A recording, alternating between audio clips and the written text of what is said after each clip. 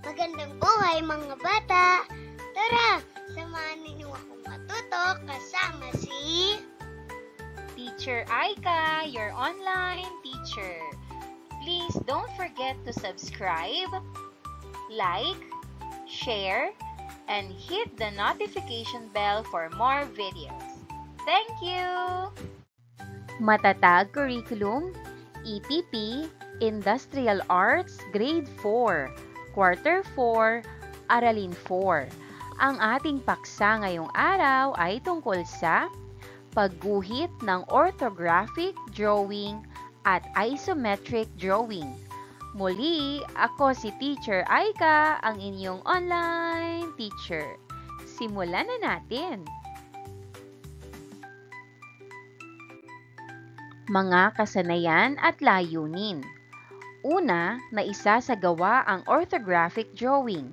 Pangalawa, na isasagawa ang pagguhit ng isometric drawing. Unang araw, magkaroon muna tayo ng isang maikling balik-aral. A. Iguhit sa pisara ang mga sumusunod na alphabet of lines. Una, leader line. Pangalawa, dimension line. Pangatlo, hidden line. Pang-apat, break line. At panglima, center line.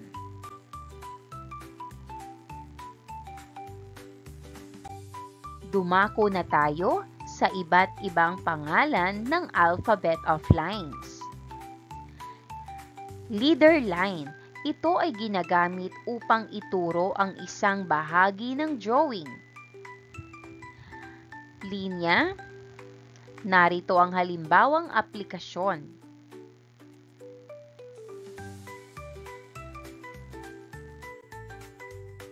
Visible line. Ito ay ginagamit upang ipakita ang anyo na nakikita. Linya. Aplikasyon.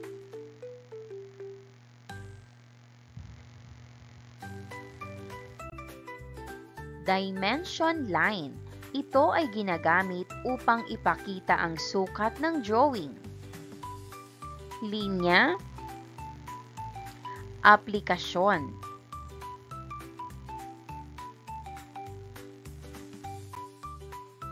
Center line. Ito ay ginagamit upang maipakita ang sentro ng butas. Linya. Aplikasyon.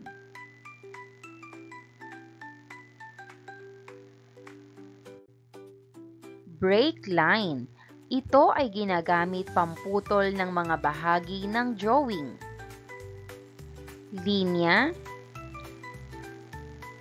Aplikasyon.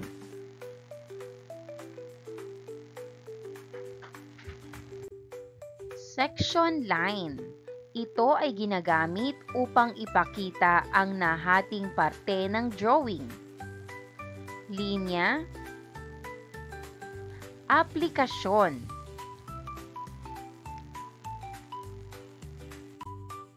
Hidden line. Ito ay ginagamit upang ipakita ang mga linyang hindi nakikita ng direkta. Linya. Aplikasyon.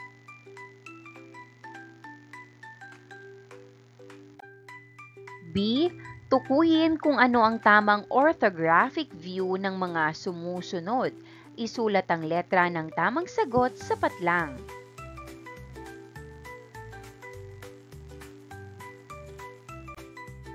Number 1. Ano ang tamang front view ng nasa tabing larawan?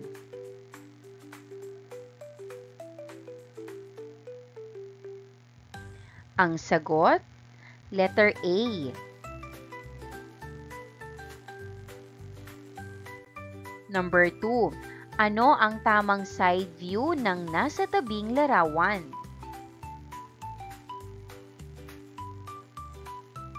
Ang sagot, letter C. Number 3. Ano ang tamang front view ng nasa tabing larawan?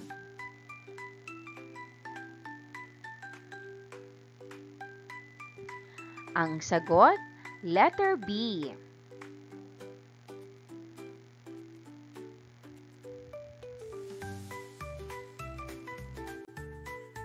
Number 4, ano ang tamang top view ng nasa tabing larawan? Ang sagot, letter A.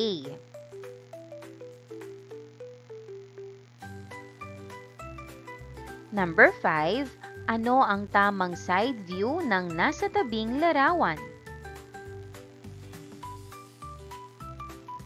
Ang sagot, letter C.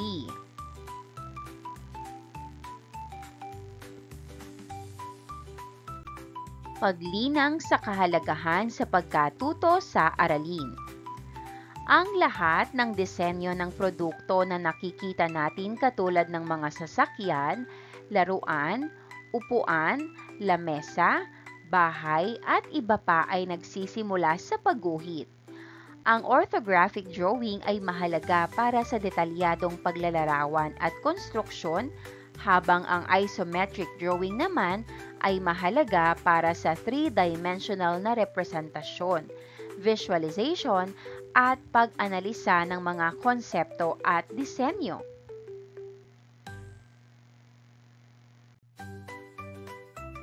Ang paggamit ng parehong uri ng drawing ay nagbibigay ng komprehensibong pag-unawa at gabay sa mga proyekto at produksyon sa iba't ibang larangan. Sa araling ito, inyong matututunan ang mga hakbang sa pagguhit ng orthographic at isometric drawing.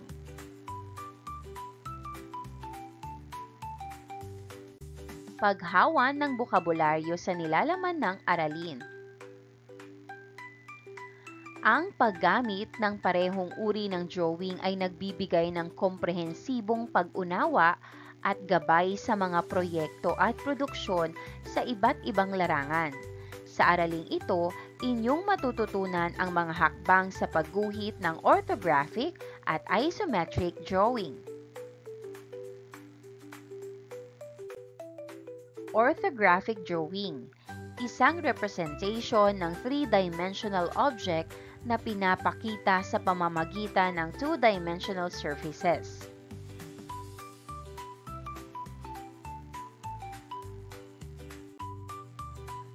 Isometric drawing, uri ng drawing na ang isang three-dimensional object ay ginuguhit sa two-dimensional plane. Ang guhit ay may width, depth at height.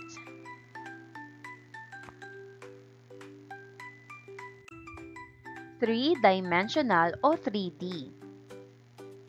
Ito ay tumutukoy sa isang uri ng espasyo na may tatlong dimensyon: haba, lapad, at taas.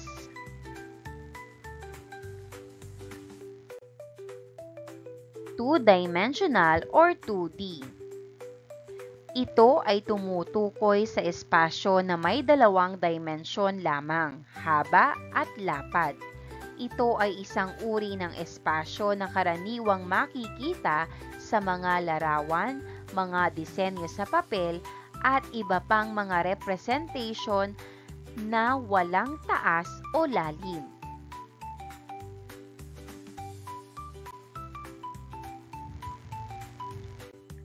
Ikalawang araw, kaugnay na paksa bilang isa. Hakbang sa pagguhit ng orthographic drawing.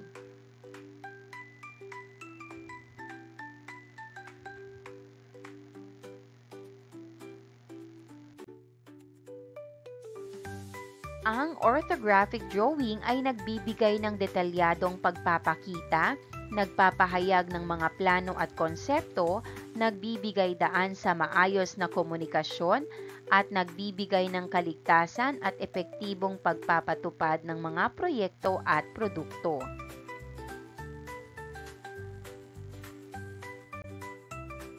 Pinapakita ng orthographic drawing ang isang bagay sa iba't ibang mga tanawin o view, tulad ng top view, front view, at side view. Ito ay mahalaga upang maunawaan ng mga profesional ang detalye ng isang disenyo o konstruksyon. Ang tamang pagkakaguhit ng mga orthographic drawing ay nagbibigay ng impormasyon sa tamang pagkakagawa ng isang proyekto.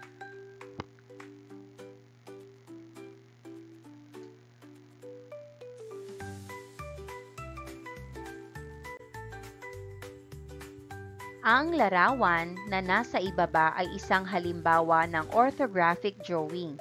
Ito ay may top view, green, front view, blue, at side view, yellow.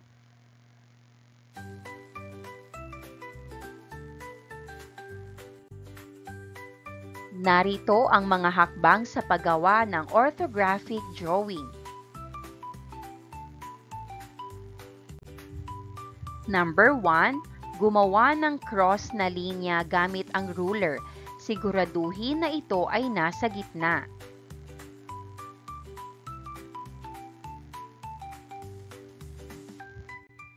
Number 2, gumawa ng hangganan ng drawing.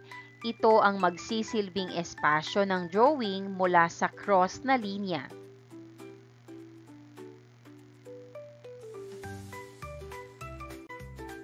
Number 3, pag-aralan ng hugis at mga sukat ng object. Sukatin ito gamit ang angkop na kagamitang panukat.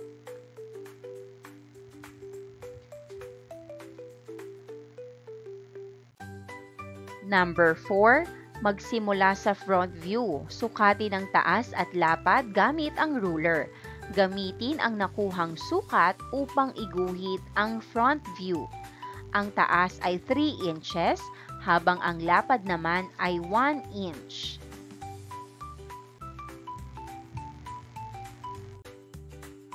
Number 5, sukatin ang haba ng side view gamit ang ruler. Gamitin ang nakuhang sukat upang iguhit ang side view. Ang haba ng side view ay may 2 inches, habang ang taas ay pareho sa front view.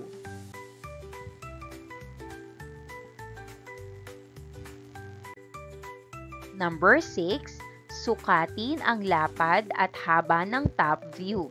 Gamitin ito upang maiguhit ang top view. Ang lapad ay 1 inch at ang haba ay 2 inches.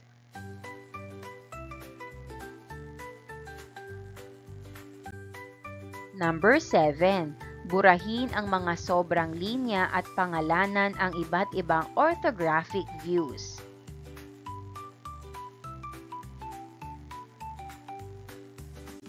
Paglalapat at pag-uugnay, gawain, orthographic drawing, panuto, gawa ng orthographic drawing ang object na nasa ibaba, mga kagamitan, lapis, ruler at pambura.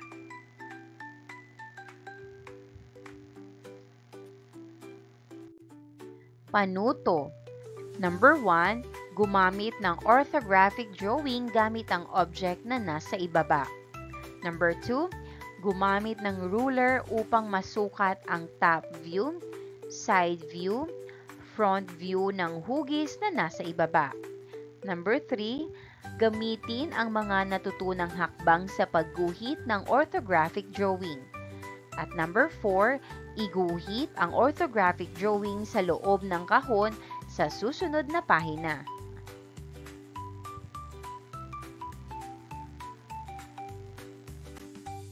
Ikatlong araw, kaugnay na paksa bilang 2, mga hakbang sa pagguhit ng isometric drawing. Ang isometric drawing ay nagpapakita ng isang bagay o konsepto sa isang 3D na perspektiba, na nagbibigay ng mas malinaw na representasyon ng anyo at sukat nito. Mahalaga ito sa pag-unawa ng mga disenyo at plano, pati na rin sa pagpapakita kung paano ito magmumuka sa aktwal na espasyo.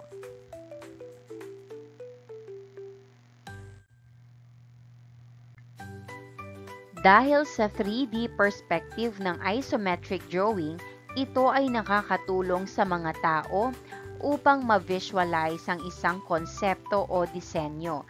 Ito ay mahalaga sa pagpaplano ng mga gusali, produkto, o anumang bagay na nangangailangan ng spatial awareness. Tulad ng orthographic drawing, ang isometric drawing ay isang mahusay na paraan ng komunikasyon sa pagitan ng mga profesional tulad ng mga arkitekto, inhinyero at mga designer. Ito ay nagbibigay ng mas detalyadong pahayag kaysa sa flat na 2D drawing. Pinatnubayang pagsasanay, mga kagamitan sa pagguhit ng isometric drawing. A. Lapis, B. Ruler, C. Eraser, D. T-square, at A. 30 by 60 triangle. Panuto. Number 1. Gumawa ng isometric drawing gamit ang orthographic drawing na nasa ibaba.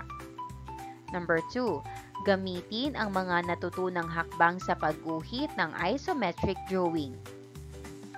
Number 3. Gamitin ang mga sukat na nakalagay sa bawat hugis. Number 4. Iguhit ang isometric drawing sa loob ng kahon sa susunod na pahina.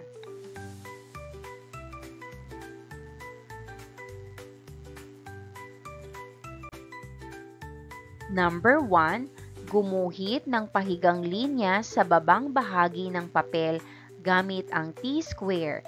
Ito ay magsisilbing gabay sa pagguhit.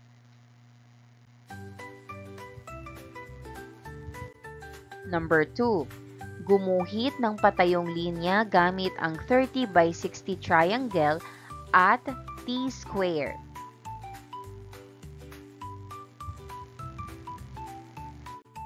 Number 3. Gumuhit ng 30 degrees angle sa gawing kanan gamit ang 30 by 60 triangle at T-square.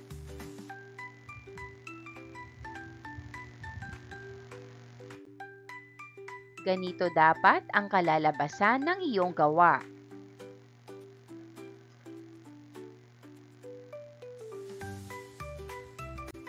Number 4. Pag-aralan ang mga sukat ng mga views sa orthographic drawing.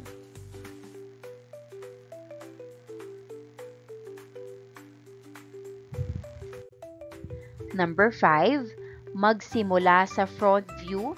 Ang width ng front view ay 1 inch. Sumukat ng 1 inch gamit ang ruler at gumawa naman ng patayong linya gamit ang triangle.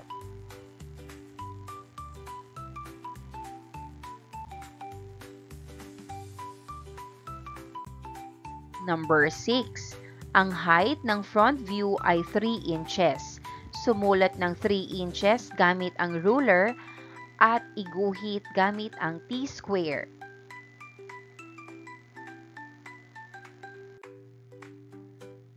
Tapos na ang front view. Dumako tayo sa side view.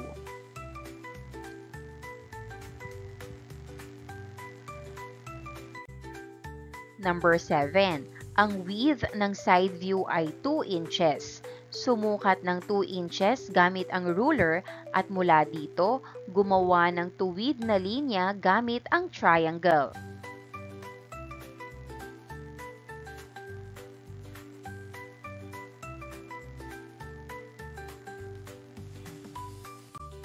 Number 8. Gamit ang triangle at T-square, pagdugtungin ang mga patayong linya.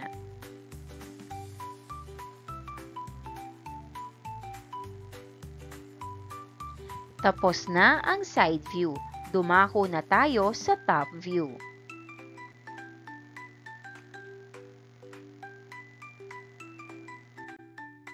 Number 9. Para sa top view, gumuhit ng slanted na linya gamit ang triangle. Ibase ito sa sukat ng front view.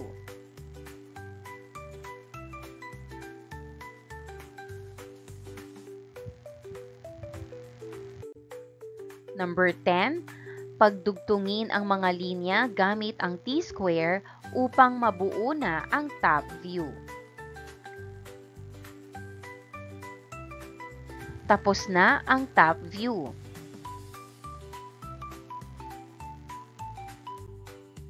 Number 11, burahin ang mga sobrang linya. At number 12, kung ito ay iyong kukulayan, ganito ang magiging itsura.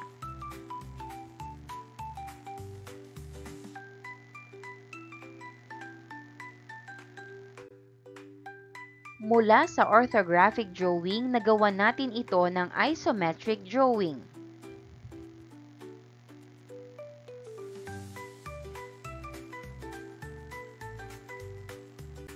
Ngayon naman, panoorin ang video para sa mga detalyadong paraan ng pagguhit ng isometric drawing. Ipapakita ito sa inyo ng inyong guro.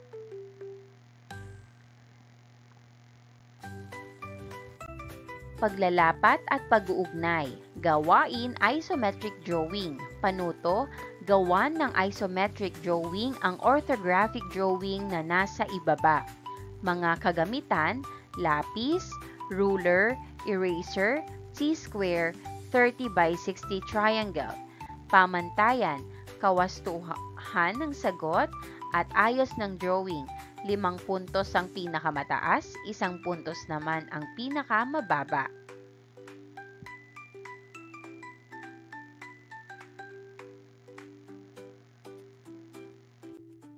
Ika-4 na araw, pabaong pagkatuto.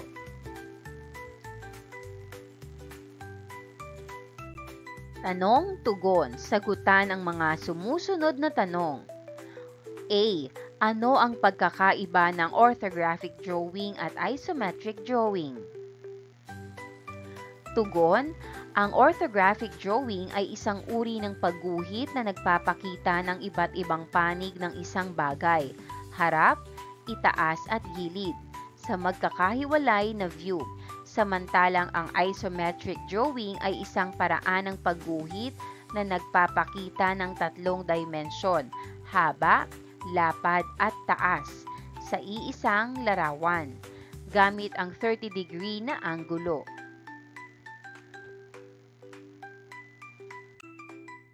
B. Ano-ano ang mga kasangkapan na ginamit mo sa pagguhit ng orthographic drawing?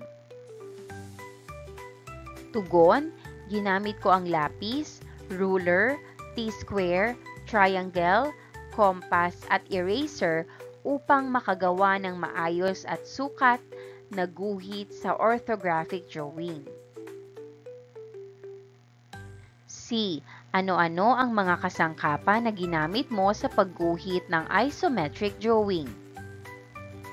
Tugon, sa isometric drawing, ginamit ko ang lapis, ruler, isometric grid paper, triangle, at eraser upang makagawa ng tama at pantay na guhit.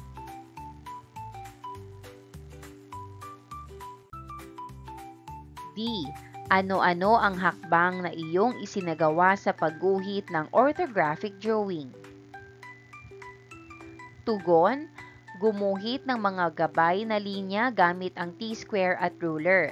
Ipaghiwalay ang iba't ibang views ng bagay, harap, itaas at gilid. Gumamit ng tamang sukat at proportion sa bawat bahagi. Linawin ang mga linya gamit ang mga mas matinding lapis. At burahin ang mga hindi kinakailangang linya.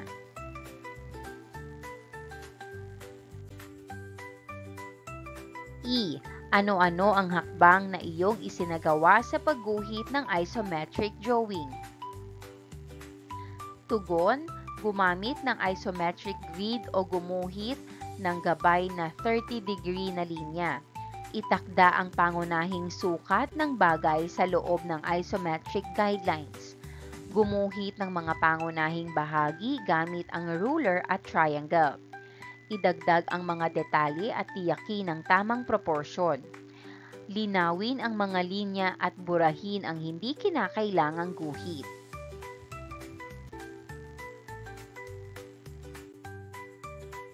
F. Gaano kahalaga ang pagkatuto sa orthographic at isometric drawing? Tugon, Mahalaga ang pagkatuto ng orthographic at isometric drawing dahil ito ay ginagamit sa engineering, arkitektura at disenyo upang maipakita ang anyo at sukat ng isang bagay ng malinaw at detalyado. Pagninilay sa pagkatuto. Saang bahagi ng aralin ang madali para sa akin? Bakit ito naging madali? At ano ang dapat kong gawin? Saang bahagi ng aralin ako nahirapan? Bakit ako nahirapan? At ano ang dapat kong gawin?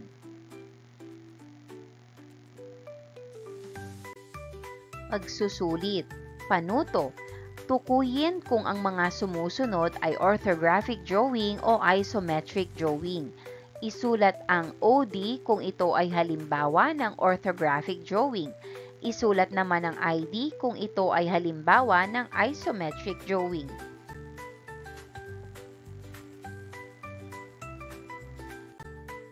Unang larawan. Ang sagot, orthographic drawing o OD. Pangalawang larawan. Ang sagot, isometric drawing o ID.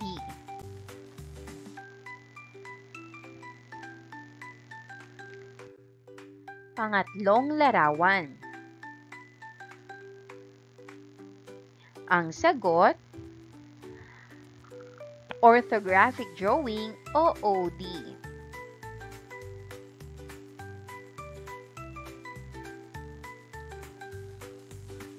Pang-apat na larawan, isometric drawing o ID.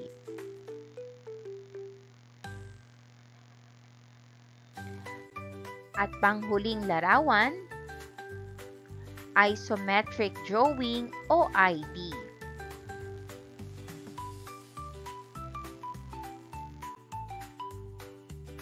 Pagsusulit, panuto, B. Tama o mali? Isulat ang tama kung isinasaad ng pangungusap ay tamang hakbang sa paggawa ng orthographic at isometric drawing. Isulat naman ang mali kung ito ay nagsasaad ng maling hakbang. Number 1, ang orthographic drawing ay nilalagyan ng mga sukat. Ang sagot, tama. Number 2, kailangang gumamit ng dalawang triangle upang makagawa ng isometric drawing. Ang sagot, tama. Number 3, ang isometric drawing ay kailangang sulatan ng top view, front view, at side view. Ang sagot, mali. Number 4, ang unang hakbang sa paggawa ng orthographic drawing ay pagguhit ng cross na linya. Ang sagot, tama. Number 5, ang unang hakbang sa pagguhit ng isometric drawing ay ang pagguhit ng pahigang linya sa ibabang bahagi ng papel gamit ang kompas.